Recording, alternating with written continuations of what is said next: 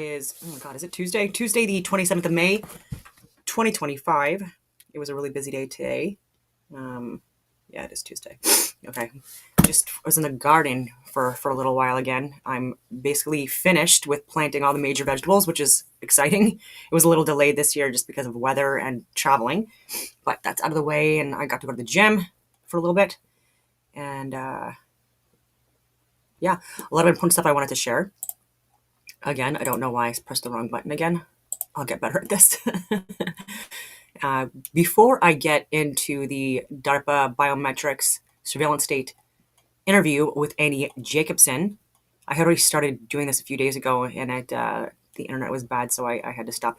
But I did want to share because I was talking about the zombie apocalypse again the other day as a joke, and I've said it before too, that there has been training scenarios and exercises that have been conducted internationally, and it specifies that it's regarding the zombie apocalypse or zombie events.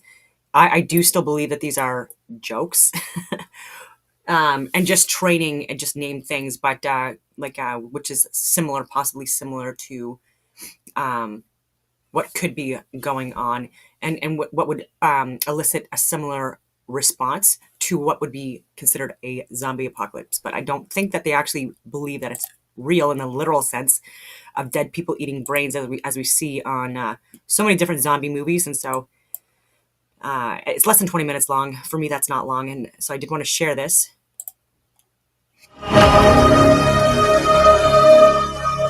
Some things I will call out as being possibly propagandized. The study, describing a way to manipulate a lab animal's brain circuitry accurately enough to turn behaviors both on and off. FEMA have already put out zombie commercials and con-ops on that, correct? That's correct. Good afternoon, ladies and gentlemen. I called this special meeting of the Zombie Hazard Command because we have vital new information and new problems to discuss.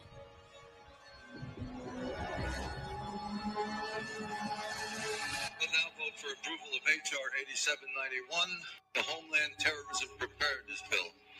Said bill requests emergency response funding up to and including, this section is classified, dollars to prepare for a national level terrorist attack and or attack from classified. Training exercises, just to be clear. Funding for first responder personnel and vehicles would be doubled if said attack leads to more than 80% of the national population being affected by classified. This funding shall commence in conjunction with the first attack on classified, or the first large-scale outbreak of classified, dependent upon which comes first. Civilian and military units shall be trained in containment and combat of classified, including irradiated classified, with possibility of classified airborne, classified flesh-eating, classified, and or all of the above in such event as classified spewing, classified escape, are released or otherwise become uncontrollable.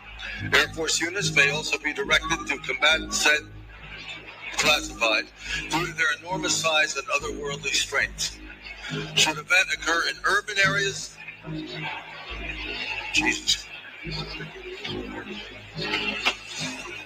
that's classified, far surpassing our darkest nightmares. Should casualties exceed, classified body disposal actions shall be halted and associated resources shall be reallocated to classified underground, classified protected birthing centers. A new Bill of Rights shall be drafted and approved by classified. Having now reviewed the bill, I ask you to please cast your votes.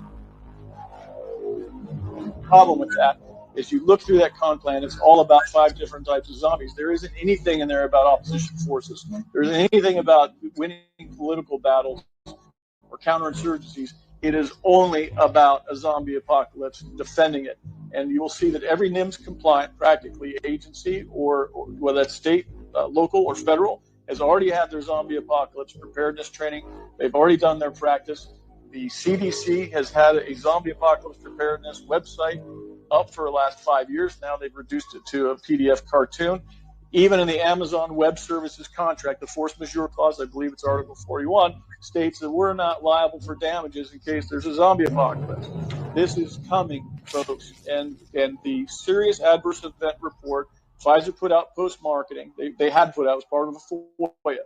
The number one serious adverse event was the 1p36 gene deletion. You look up the symptomology for that, it is the elimination of the frontal cortex and a propensity to bite. What's very odd about this is this was the symptom post-vaccination. That disease is a congenital disease. It means you're born with it. So how is it then possible that this is the number one serious adverse event from the Pfizer shots? It's here, folks. And then you got Dr. Chambers here to tell you I'm not just a raving lunatic. Take your seats, everyone. We need to get this meeting started. Before we begin, we'll make sure that everybody has picked up their copy of the briefing notes. There are more details. Let me give you the outline. Good afternoon, ladies and gentlemen. I called this special meeting of the Zombie Hazard Command because we have vital new information and new problems to discuss. Go through some security. Bear with me a moment. All right, first, a little housekeeping. National Security Order 21Z, it passed. Our operational authority is supreme. Use it.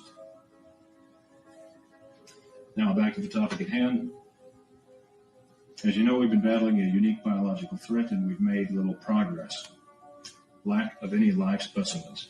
If a body's found at all, it's already permanently dead. Now, we finally have a live specimen. But before you get too excited, let me stress that it's only one. We need more. Here's where it gets interesting.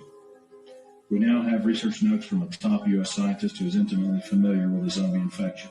He studied both the pre- and post-mortem zombie condition before PD.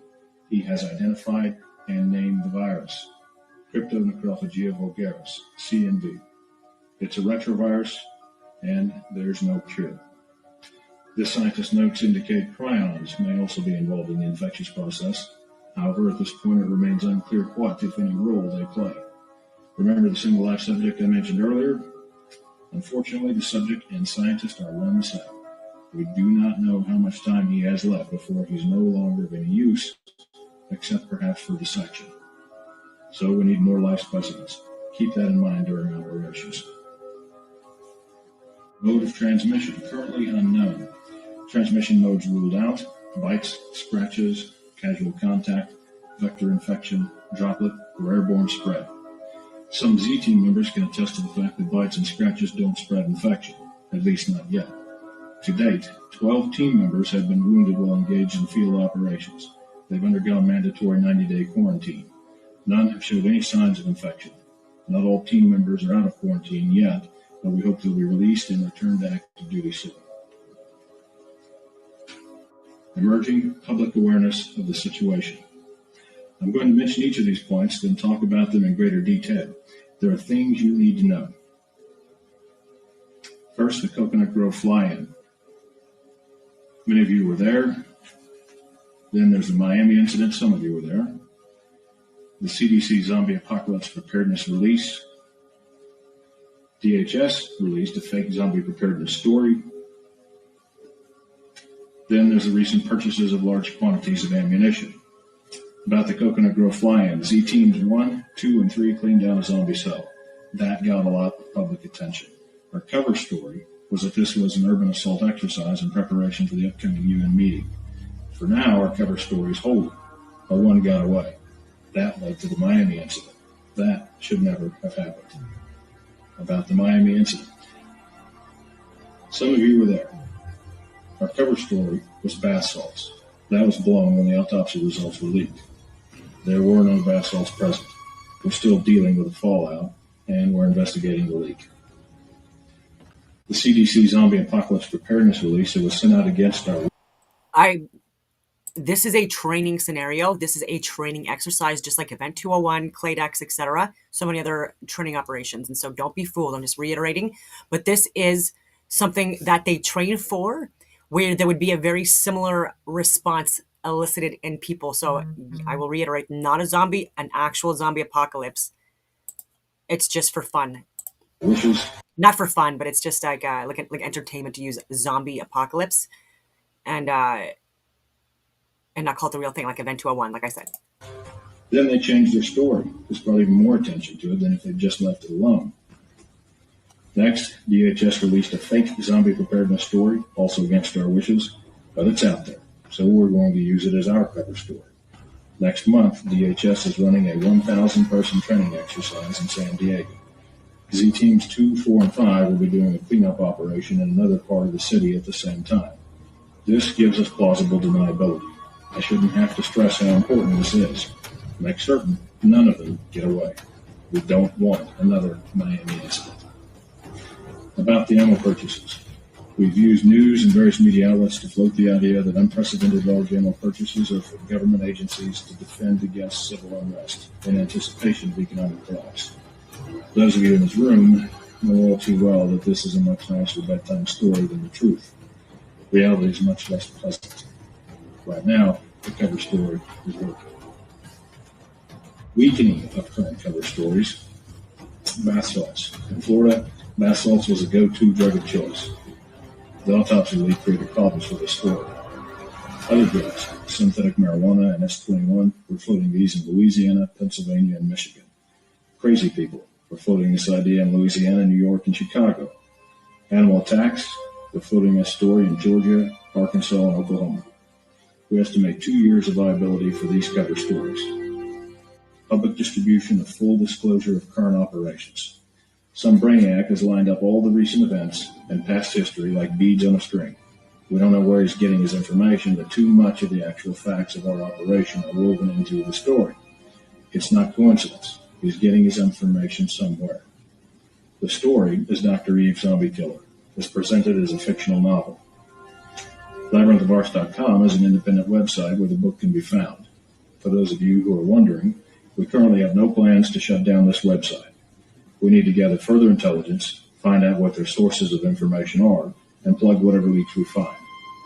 Right now, John Q. Public does not know what's happening. We'd like to keep it that way. If you have any questions, I'll address them in my office after the meeting. We now have the facts as we understand.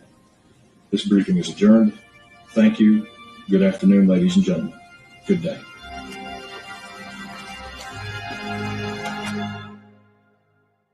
We know that upon the broadcast from the 5G system that is now employed across the United States, and the world for that matter, when they broadcast an 18 gigahertz signal for 1 minute, 3 different times as a pulse, it will cause those lipid nanoparticles to swell and release these pathogenic contents, thereby causing a Marburg epidemic that they've already spent the money on. It's already done, right? The Marburg epidemic, for purposes of the law, has happened.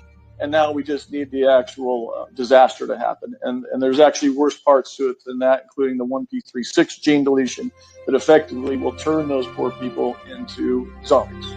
As odd as that sounds, our government's preparing for that.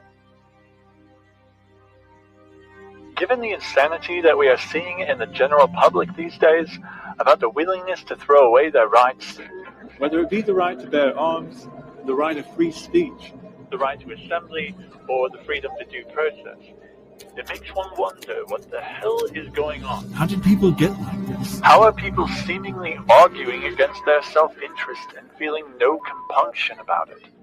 I'm going to take you on a tour of what is really happening behind the curtains in the world, all of which are being portrayed as necessary actions for the greater good of humanity.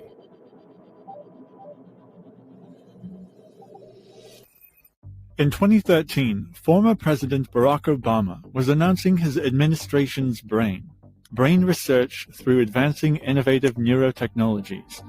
The study, describing a way to manipulate a lab animal's brain circuitry accurately enough to turn behaviors both on and off.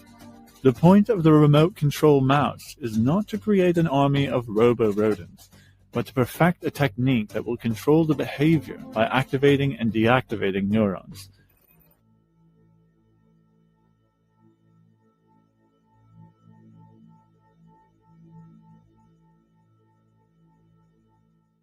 The technique used to control neurons is called DREADS, designer receptors exclusively activated by designer drugs. Because the receptor does not respond to other molecules, including natural ones in the brain, the only way to activate the neurons is via the human-made ones. DREADS allows scientists to manipulate neurons without implanting anything in the brain. Look at this. Current optogenetic experiments rely on extracting opsins, light-sensitive proteins, from plants which can be introduced to mammals by methods including injection and infection via adenovirus. What they do is they genetically engineer a receptor that can get into a person through a viral vector, and what that means is through an injection of the vaccine or through the contraction of an adenovirus which has been modified. You might think, oh well, I just won't get injected, and I won't go anywhere where I can get this adenovirus. Adenovirus. There's 52 of them, and they range from the common cold, fever, sore throat, pink eye. They're prevalent.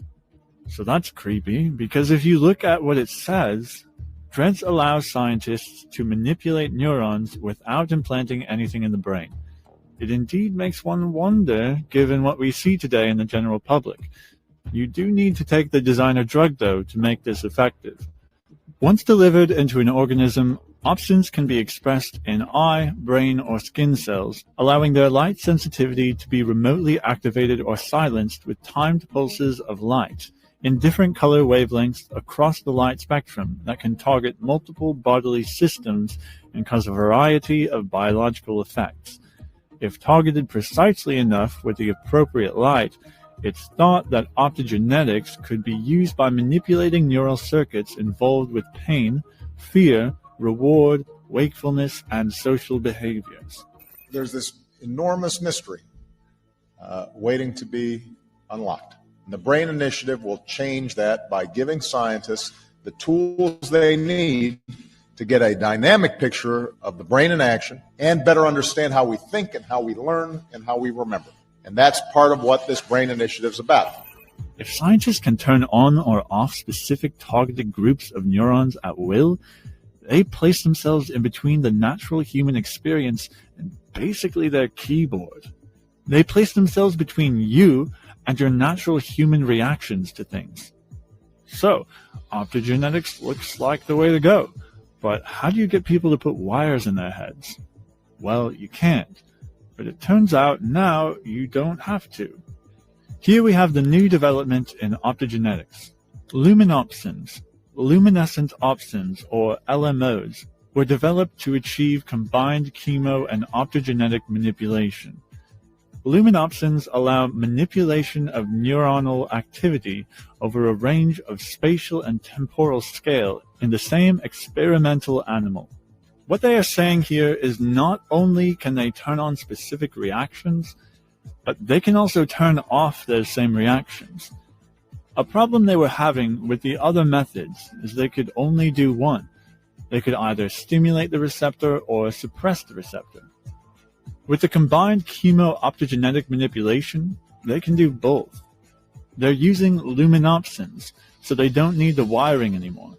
Basically, science can use these luminopsins to interfere with a person's free will. The other function of optogenetics is just a simple observation. They might want to know how you feel about seeing a particular image, how that image changes the next thing you do.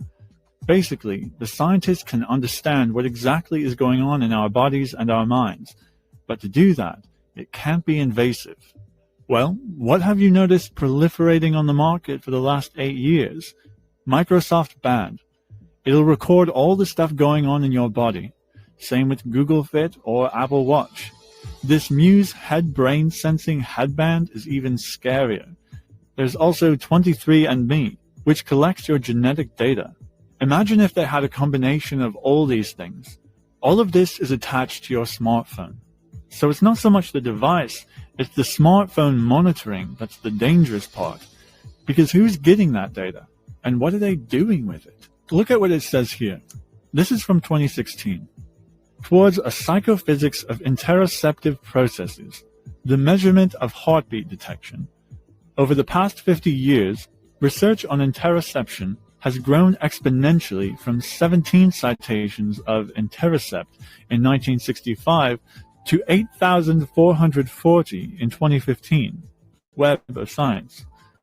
The early Russian work was summarized in Razran's landmark article on the subject and demonstrated, inter alia, that interception participated fully in the intersensory processes of Pavlovian conditioning. They want to know all of our interoceptive data because it plays directly into Pavlovian conditioning. You can change anybody's behavior if you know how to manipulate those feelings inside them when they are experiencing something. You do that over and over and over, and you actually change their whole physiological responses to it. Have you ever wondered if we are going towards that future? A world that is entirely sending feedback regularly to some processor somewhere? Is there a prison around us of electronic biofeedback and manipulation? Let's say there will be a flu virus, all the common adenoviruses, and they had this modified dread receptor in there. We would never know, and it would be in there, in our body, just waiting to be activated by the designer drug or by light activation. Maybe it sounds paranoid, or maybe not. You've been served with the opportunity to decide what to believe. So that was very interesting for anyone that likes zombie stuff. Oh, I did it again. I keep on going to share freaking video and I keep on shutting down my video. My own camera. Anyway, here we go again. Round 18, basically. DARPA Biometrics on the surveillance state is tracking everyone, from journalist Annie Jacobsen. I think she's one of the best journalists out there, to be honest with you. The origin story of rapid DNA in First Platoon through the eyes of its inventor, a man named Dr. Richard Selden, a Harvard-educated microbiologist. And again, it brings up that theme of Frankenstein versus Dr. Frankenstein. Like when scientists create something that they believe is for good and it gets out of their control. And, Dr. Selden certainly presents a great case that what he believes he has done with rapid DNA, the ability to determine someone's DNA in 94 minutes. What that means is the perp that's in the police station is still in the police station after 94 minutes, and you're waiting for the test results. Whereas before it used to take up to 24 months, the guy would be in the wind by then. Right. So you have this idea that DNA is moving faster than we can keep up with. And the Golden State Killer was found through this, civilian company called GEDmatch, just two retired businessmen in Florida who were, sort of history ancestry fans, and they wanted to help build a database whereby other people could figure out who their ancestors were, again, for the greater good. This idea that, maybe people who had been adopted that were searching for their birth parents, and it became extraordinarily popular overnight. But what was unknown to all the users was at the same time, state and federal law enforcement agencies were using this database, taking samples of old, DNA, maybe the cigarette butt of a perp, of something left behind at a murder scene. And they were using this database to try to do what is called familial genotyping, which is to figure out who people are based on who their family members are. And this is how the Golden State Killer was found after decades on the loose. But what I also thought was particularly interesting about that was even Dr. Richard Selden, who invented the rapid DNA test, he told me that he could not have foreseen what GEDmatch was capable with familial genotyping. And that's where we're talking about, Annie and Max can't think through these ideas and what they might mean and what might be next and what they might foretell. And your analogy with Eisenhower and the bomb is so important here. If the actual scientists can't imagine, my God, what will become of this, what monsters can be unleashed? And that's not, again, meant to just terrify people. It's that old thing of, to quote Eisenhower, that it's the knowledgeable, it's the informed public, I'm paraphrasing him, that is the key component to making a democracy work. Yeah, and we should just take a step back and remember that that's why we have these systems, because there's different types of intelligence. And you and I have both, we know the scientists. We know scientists, we've worked with them. We also know that they get lost in their own work and they get very excited about. They are not horizontal thinkers who see the big picture. They are Mhm. vertical thinkers. They drill down. Oppenheimer, who invented the atom bomb, had to actually watch it go off before he said, "My God, what have we done?" Really? Mhm. You didn't know this when you working with your little Rubik's cube? You had to blow it up? Mhm. Thanks, Oppie. So Mhm. that's why we have judges and courts and lawyers and journalists, one of the most Mhm. important factors of a democracy, journalists who can inform schmucks like me that go, oh, wow. And Mhm. I want you to talk for just another minute, because while we're talking about our society, let's jump back to Afghanistan. Mhm. Another example is, as I think I remember from 24 hours ago, when biometrics was a force for good that helped in counterinsurgency. So talk a little bit about the man in the purple hat. Well, on the one hand, you have these young soldiers capturing biometrics on the ground of civilian insurgents alike. The program in Afghanistan, it was secretive, not secret, was for the Defense Department to capture 80% of the biometrics on 80% of all of Afghanistan. So that's that catalog that has to exist. Then on the other hand, you have what is called persistent ground surveillance, which is actually an overhead system in an aerostat, which is a big giant balloon, or other ways, drones and things, whereby full motion video, so that's video with geolocation data embedded inside of it, tracking individual people who are anonymous on the ground. But all of this data needs to be processed by AI, by intelligent machines that are run by a software system called Palantir, because no human can keep track of even one zillionth of this, let alone all of it. And so these two systems are kind of working hand in glove. And what was shocking to me interviewing the persistent ground surveillance operators, they're called PGIS operators, they were actually watching the movement step by step of the soldiers in first platoon. This was completely unknown to any of the soldiers. And yet the PGIS operators are watching the soldiers every time they step off the outpost, technically, so that they can warn them of IEDs that are buried in the ground, because they have all of that mapped, or at least a lot of it. It didn't work out well that way at all, as you can read in the book. And at the same time, the PGIS operators are tracking individuals who they think might be insurgents. And that comes to the story of the man in the purple hat.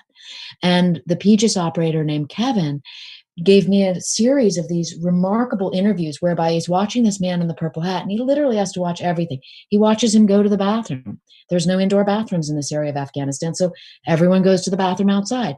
He's watching him do that. He's watching him pray. He's watching him wash his clothes in the river. He's watching him go home. And he's always wearing a purple hat. What the PGIS operator is looking for is what are called 3 interactions with the earth. Then that meets the qualifications to kill the man. The government's methodology in Afghanistan is called find, fix, finish. The biometric systems find, and the PGIS operators fix them. They figure out where they are. And then a drone is called in, or another form of aircraft, to finish them, meaning kill them. And I tell the story of the man in the purple hat because it indicates how much can go wrong. The PGIS operator has been watching this man. They know he's a terrorist. They're going to kill him. And he comes into the outpost one day, and his colleague says, "We're about to kill the man in the purple hat." And Kevin, the PGIS operator, says, "Wait." He notices that the man in the purple hat is on a very expensive tractor, the kind that really can only be used by an actual farmer. And I won't give away the whole story, but suffice to say, the man in the purple hat came extraordinarily close. The farmer on the tractor was mistaken for the man in the purple hat and came extraordinarily close to being executed. This is the kind of thing that can go wrong. Right, right. Because once you're dead, you can't come back. You can't say, "Oh, we made a mistake." And you can't say, "Check my fingerprints, it wasn't me." It wasn't me. No, it's too late. When you use lethal force, there's no going back from deadly force. But now, certainly after the Capitol insurgency, it looks like we are entering a new phase of domestic terrorism, which we haven't seen since the 1970s. Even my generation, Gen X, is too young to remember a time when there were bombs going off all the time, when there were homegrown lefty insurgents groups everywhere. And now the right seems to be doing it. But now that we enter this new phase, how do you see biometrics being used in a way that protects people's rights, but also keeps people safe? Because, let's remember, when we talk about surveillance, law enforcement, we're not just talking about beating up poor people or brown people who are innocent. We're also talking about, as you mentioned in the book, the guy who used to blow up abortion clinics. We are talking about stopping someone from going into the next black church with an AK-47, going into the next synagogue. We are stopping the next person, the next Timothy McVeigh. So how do we do that? Do you see preventing this, but at the same time, not looking at all of us going to the bathroom every day? I mean, these biometric systems absolutely can be used part and parcel to rule of law as it is intended to work in a Western democracy. I mean, you have to have a situation, it's part of the social contract to have one group of people in charge and allowed to enforce rules and laws. That's the basic proponent. And so in an interesting way, if we want to be hopeful, which I think we should be, we can look at the situation that is upon us now, whereby we saw both ends of the spectrum in terms of protests, unrest, and civil unrest. We've seen it since June, and it culminated January this past, just a few weeks ago at the Capitol. And let's see what law enforcement does with the biometric tracking systems. But I think it's going to be a great opportunity for everyone to be involved and to put their sort of best Western style rule of law hat on and say to themselves, where does privacy factor into this? And what rights am I willing to give up for the greater good of society? Because that's that's like a foundation since the age of reason. We agree as a society to give up a little bit of our freedom for a little bit of security. And the line always moves. We had this in the 60s. We thought that cops were going too far. We even called it Gestapo tactics. So we put in all these great rights. And then in the 70s, maybe we went a little bit too far in the other way. And a lot of bad guys got out. But now the needle shifts, and the needle is always shifting in our country. And that's a good, healthy thing. But if you don't really talk about it as much in the book, but clearly you know what you're talking about. Just talk for a few minutes about a country that doesn't have that back forth that we have. Talk about the Chinese, their big data, and the trust index that they are now building among their citizens. Well, China is the best example of all that can go wrong. Right. And and this was a biometric tracking program to catalog every single Chinese person of Uyghur descent.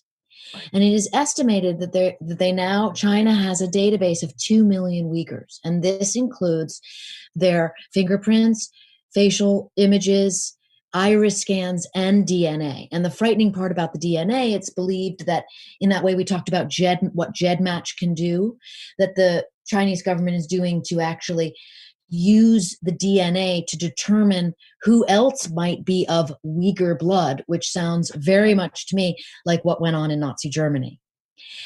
And this is a frightening program. It's very dangerous. And when it came to bear by some great journalists just a few years ago that have been covering this story, human rights organizations around the world went wild with, this is so terrible. Not one single place out of all the research I did I ever see a human rights person make the connection that this program is almost precisely out of the Defense Department playbook in Afghanistan. Right. So we should say that they are using, without any safeguards, they are using biometric information to racially profile an entire community. And I don't know whether you know this, but it would seem that the Chinese Communist Party would then have a surveillance state within a surveillance state, which would then curtail movements, which would then curtail jobs, which keeps an entire community essentially in a giant re-education camp. So to my fellow liberals, who I love, let us all remember that when we all tweet about Israel, we are doing this on a phone made in a country that's putting 2 million Muslims in a re-education camp. I saw photographs of Uyghur cemeteries being dug up. And the idea, very frightening idea, is that the Chinese government is going as far as pulling up, skeletal remains so as to get DNA and build out this database to racially profile anyone who has even the slightest hint of Uyghur descent. And this is just, frightening on top of frightening. Right. And this is the country that makes our shoes and our iPhones and everything else. And we don't talk about boycotting or divesting or anything like that, because God forbid we lose these cheaply. They could be made in Flint, Michigan, but clutch the pearls, we might have to pay a little bit more. Oh no. It is time for some questions from our online audience. And here's a question really for, I'd be interested in either of you, or both of you, responding to, and that is, what impacts have biometrics had on your work? Any as a journalist and a researcher, Max, and military strategy, and of course, defeating the zombie menace. Has it had any impact noticeably on your work or your access to sources and things like that? Annie, you first. Well, I wrote a whole book about it, but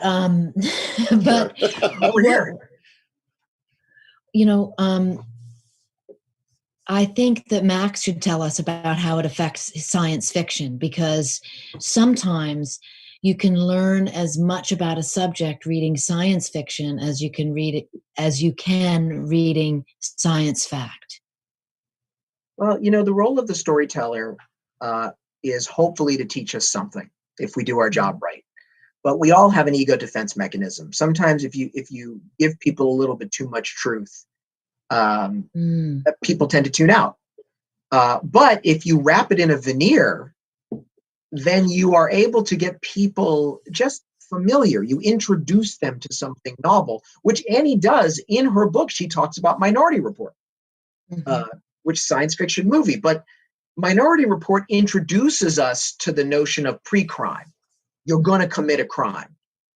And it really is, and now it's something we really have to deal with, because as I was reading this part of the book, I thought, oh my God, I was literally hearing on CNN the story that the FBI had been tracking much more dangerous, not protesters, but insurgents who are arming and preparing to go to Washington, D.C. And the FBI got in their way and said, listen, you haven't committed a crime yet, but we know what you're planning. And if you go to D.C., you will be arrested. And they didn't go. And as a result, a lot of shots were not fired and a lot of blood was not spilled. So that was Minority Report in action. I mean, I can tell you biometrics, it happens to me in real life. As someone who after 9/11 has been pulled out of God knows how many airline. Oh, wow. I can't tell you how many flights I've been pulled off of in line, just because, I mean, look at me. In the days after 9/11, wow, was I yanked off. And that went away for a while. And then when I was coming back from London with my family, when I flew into the UK, you have to look through and then they take the picture. And then when I was waiting to get on my flight, someone from British Airways came in with a list and basically said, you, and pulled us all out. And we all just sit in a little room. And my poor little boy was scared to death. Why are they taking daddy away? My wife's freaking out. And I'm sitting in the room with everyone. We're all different countries, and we're all asking each other, Where did you go? What we all know about algorithms. What did you trip? What did you this? What did I go here? And I looked around and I realized we're all darkies. Well, no blondies there. No blonde hair and blue eyes. Everybody was either my shade or darker. And because I had no passenger bill of biometric rights that was read to me, I don't know. And I think that's something that we have to remember. The algorithms, the big data that flags someone, it's not there yet. It's not perfect. This is what Annie's trying to warn us about, is it's still a machine, and you still need human beings to look it over and say, wait a minute, your algorithm is wrong. And if we don't fix this, you could destroy lives. I mean, the worst thing that happened to me was some time out of my day. But what if it's something bigger? What if it's a drone strike? What if the FBI shows up at someone's door and that person, God forbid, gets angry? This is America. We're all armed, flashes a gun, and is then shot. So I think what Annie is trying to tell us is that biometrics as a tool of law enforcement is not inherently bad or good. But when any new tool comes into the toolbox of society, it must be examined and debated by all. Okay. Someone asks, are there any ways to fake out or get around biometrics? They say they're asking for a friend. Or is this headed in the direction of no way to stay off a government's radar? Annie? There's almost no way to stay off the government's radar. However, when I was writing the book, I went to several different biometric conferences, one of which was with an emphasis on DNA. And a little detail that could be straight out of science fiction, but is science fact. You could never fake your DNA, right? Well, I listened to the story of a man who had undergone a bone marrow transplant for a very severe form of cancer. And over time, his DNA shifted to that of the person who provided him with the bone marrow transplant. And my first thought was, my God, this is what the arch criminals, the top level, Russian spies are going to begin doing to be able to escape that biometric capture net. What I will say is the book I wrote before this was called Surprise, Kill, Vanish, and it was about CIA paramilitary operators. And I traveled to a number of foreign countries with a number of them while I was working on the book, including Cuba and Vietnam. And let's just say there was a lot of tension going through those iris scans that Max is talking about, because all of them had big profiles. Yeah, I mean, I can tell you that in the work that I've done, there's always a low-tech solution solving a big-tech solution. This is the history of warfare, especially in the history of the United States at war. We love big tech. That's our bread and butter. And constantly in warfare, we come up against an enemy that has a Stone Age solution. Now, we thought when we went, and Annie knows this, when we went to Afghanistan, we thought with drones, especially drones armed with thermal cameras with heat signatures, the day of the ambush was gone. There was just no way. We could just track them. We didn't realize someone had invented the wool blanket that the Taliban uses, a nice big thick wool blanket that they drape over themselves at night when they sleep under it. Can't see them. So there are ways. So someone asked you, and that Annie may have just really kind of said this, but do you think we will eventually have this full identification and tracking of all citizens that we're seeing China kind of roll out? I mean, is this an inevitable thing? And I want to tag to that, if I could, another question from the audience, which is this likely to continue apace under Biden as it was under Trump, as it was under Obama? I think that the biometric systems are nonpartisan. I think the rule of law issues, have a little more to do on they access on party lines. But I think that we're only going to see more biometric systems because the big data systems that are processing the data that's where so much of the money is. And so it's like the Defense Department military industrial complex, or as one Defense Department insider told me, they call it the self-licking ice cream cone.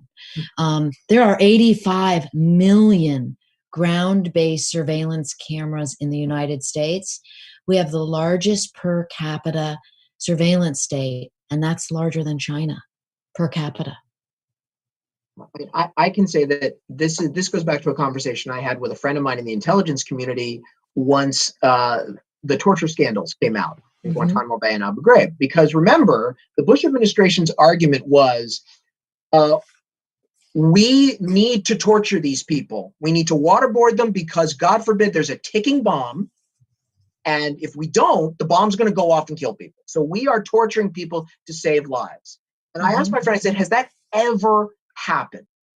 Have lives ever been saved by torture? And he said, well, I can't obviously tell you that. I said, well, then we don't have a debate.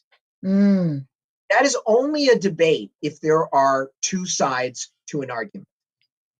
And when it comes to power, any form of power, in our society, it needs to be open and clear, and then we, the voter, can decide what is best for us. But the Bush administration set the precedent of the sheepdog saying, well, we know better, you don't need to know, we got this. And we got this doesn't work in a free and open society. Then there's no debate.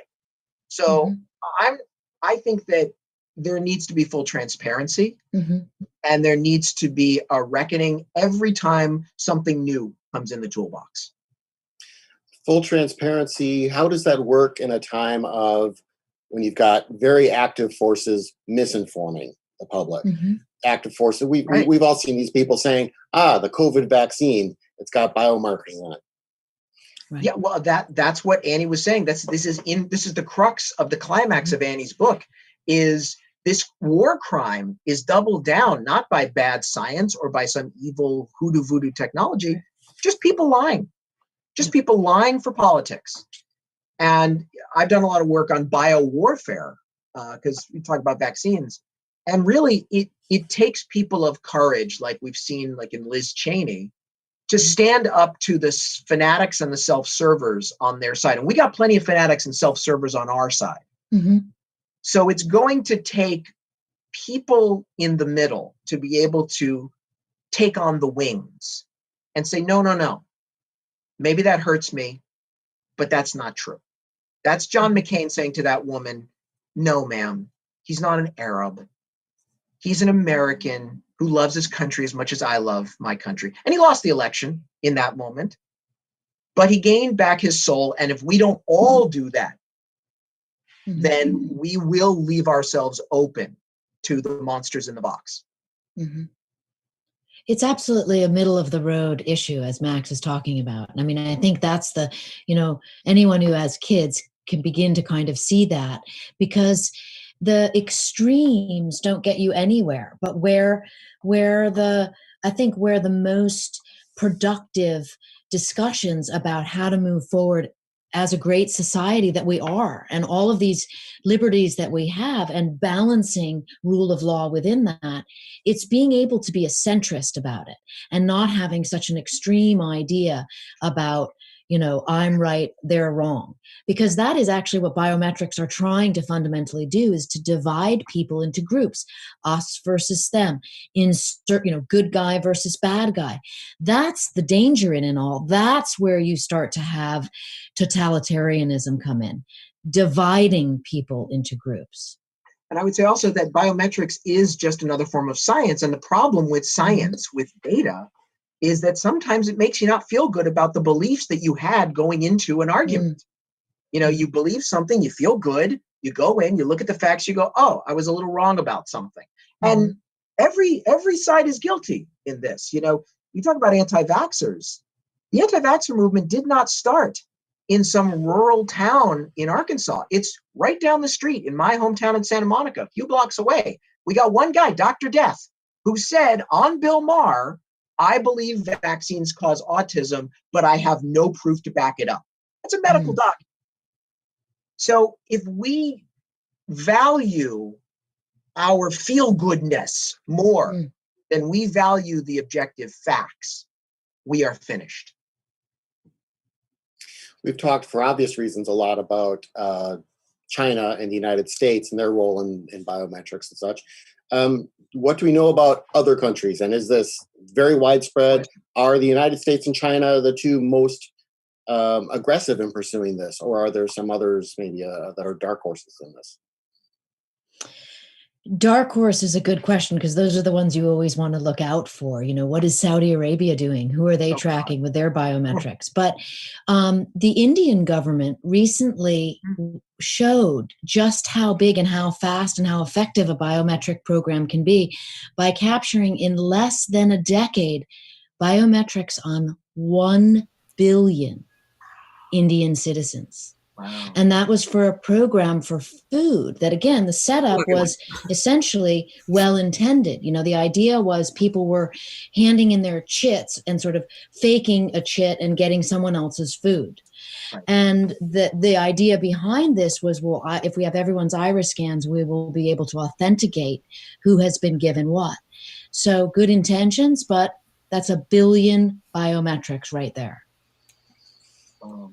I did not know that. That's why you wrote the book.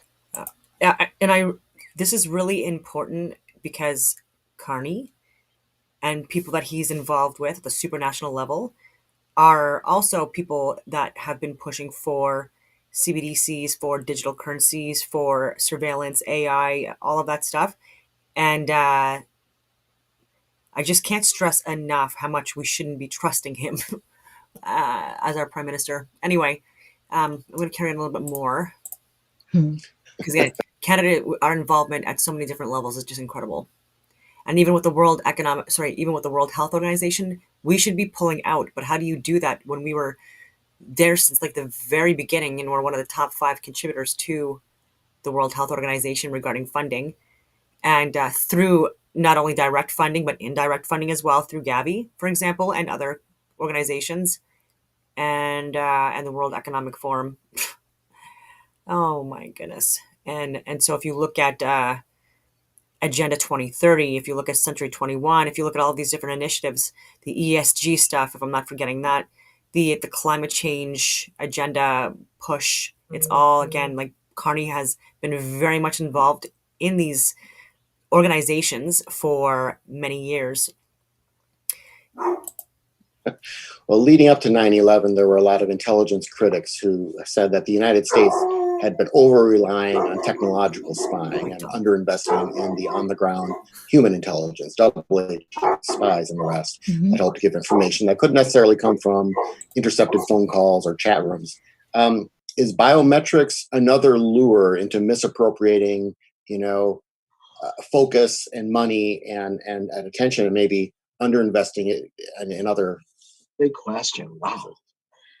I mean, we could spend a whole hour on that, but the question that I think maybe the metaphor for that is science doesn't lie, humans do. And so on that axis of human, which the questioner is talking about, human intelligence, there is always going to be the balance of the human foiling the science. And that's espionage. Right. And I would always say you have to have a mix of both. We, after all the Black Lives Matter marches, there was this narrative that the rioters, the looters, the bad guys had infiltrated the peaceful protesters and had used that as cover in order to do some really bad stuff. Now, with biometrics, we would be able to prove that. We'd be able to say, no, we know these people. They have rap sheets a mile long. They've never been involved in any Black Lives Matter before. They were there to cause trouble. But while you do that, you also need to have the kind of police chief that we had in LA who took a knee with the protesters, and by the way, caught a lot of flack for that, and said what I thought. I grew up in LA. I'm generation Daryl Bates. And in my life, I've never had a police chief of the LAPD say, listen, my job is to keep the peace. And if that means taking a knee with protesters, I will do it. I will do whatever I have to do to keep the peace. So you need both. You need science, you need head, and you need heart. Is there such a thing as there being too much information being accumulated for it to be useful, or in the days of big tech now, is that not a challenge? In other words, these agencies and the forces, we have the issues that you've already talked about the human use of it, but is there even going to be a problem of the systemic understanding of this, just from so much that as tens of millions of people's data, biometric info gets accumulated? Or, as I said, is big data solve that? Well, that's the end game that I think is frightening, which is where AI becomes too important, because only AI systems, only machine systems that can learn can handle this data and process it. And there is simply too much data coming in with all these surveillance systems we now have to be processed by anything other than AI. And that is your military industrial complex potentially gone awry in the field of surveillance. Yeah, and I think we have to remember that in an age of globalization, Chinese companies are still very much Chinese. Russian companies, very much Russian. American companies are global. And that's how they think. That's their business model. We had Tim Cook. Remember, he said, I'm not going to put a backdoor in the iPhone to track terrorists because our first obligation is to our customers. He meant his global customers. He's not an American. But we have to remember that if we are not watching who our corporations do business with, because remember, a lot of these big data corps, they farm out to cheaper corporations, which may be contractors who may be working overseas with other laws. We know this now. So it may be an American corporation, but if the server itself, if that data is being handled in another country where the laws are very different, then even though we have the rights and protections here at home, our data is sitting in Kyrgyzstan. So I think we have to keep an eye on it. And there's something that we have. It's called the committee. It's called CFIUS, like a venereal disease, Committee on Foreign Investment in the United States. And it was specifically set up to make sure that we did not farm out anything from the private sector that could be used against us. And we need to look at CFIUS again with the eye of big data. Okay, well, we've now reached the point in our program where we have time for just one more question. So we'll try to end this on a hopeful, or at least a helpful tone. And that is, we've talked about, certain types of regulation or oversight or something that could be done. Can maybe each of you give one or two specifics on what you would like to see as the government either comes to grip or attempts to come to grip with some sort of regulatory structure that could tackle what is clearly something that's going to continue to happen?